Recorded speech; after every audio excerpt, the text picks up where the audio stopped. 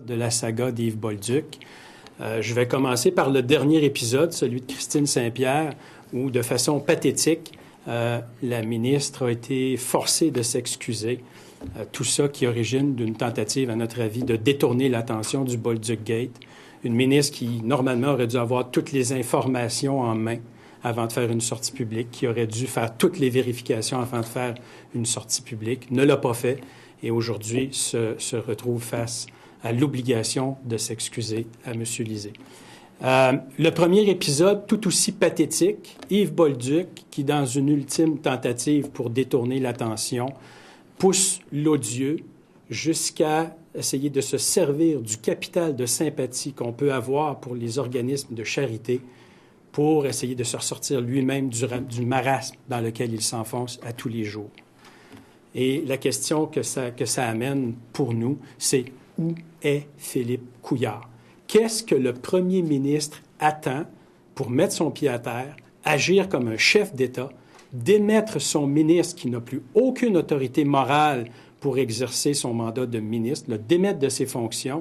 Est-ce qu'il va falloir que l'ensemble du Conseil des ministres se couvre de ridicule pour venir à la rescousse de Yves Bolduc avant que le premier ministre lui-même se sorte de sa tanière et se comporte comme un chef d'État? C'est la question qu'on se pose aujourd'hui, où on voit, comme je vous dis, ces deux très mauvais épisodes-là se dérouler sous nos yeux.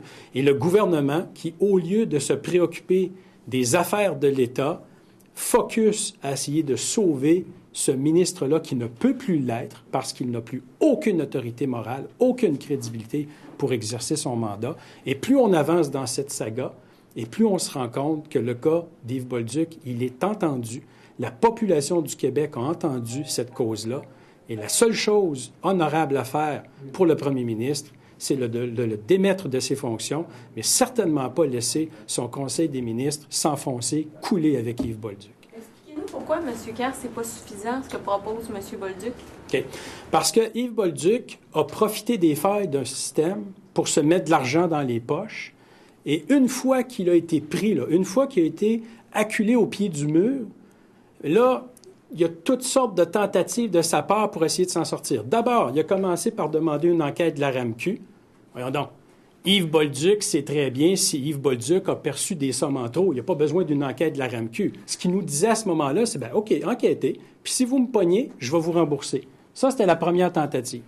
Ça n'a pas fonctionné parce qu'évidemment, à sa face même, c'est ridicule. Et là, la deuxième tentative, c'est de dire aujourd'hui, écoutez, si la RAMQ me demande de rembourser des sommes, je vais donner à un organisme de charité. Moi, je suis désolé. Les sommes qui ont été perçues en trop par Yves Bolduc, parce qu'oubliez pas, là, pour chaque patient qu'il a vu, il a été payé comme médecin. La fin de semaine, il y avait un bonus de 30 % et le 215 000 là, c'est une prime supplémentaire qu'il touchait pour une prise en charge qu'il n'a pas fait. Et donc, cet argent-là qui devait servir à soigner des patients, il y en a une partie qui va rester dans ses poches, il y en a une partie qui va être obligée de rembourser, puis il y en a une partie qui va donner à un organisme de charité pour se donner une caution morale, parce que qui peut attaquer quelqu'un qui donne à un organisme de charité, alors que la totalité du montant devrait être retournée à la RAMQ, parce que cet argent-là sert à soigner des patients. C'était ça le mandat, ça demeure ça le mandat. Et Yves Bolduc se discrédite complètement comme ministre, parce qu'on sait maintenant qu'il est capable d'abuser des failles d'un système. Et donc, comment peut-il remplir décemment son mandat dans le réseau de l'éducation avec cette épée de Damoclès au-dessus de sa tête?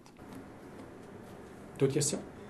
Yes, if you could just summarize in English why you think Mr. Bolduc's offer to refund isn't enough in your position. Because he tried to make us look elsewhere, because what he did is immoral.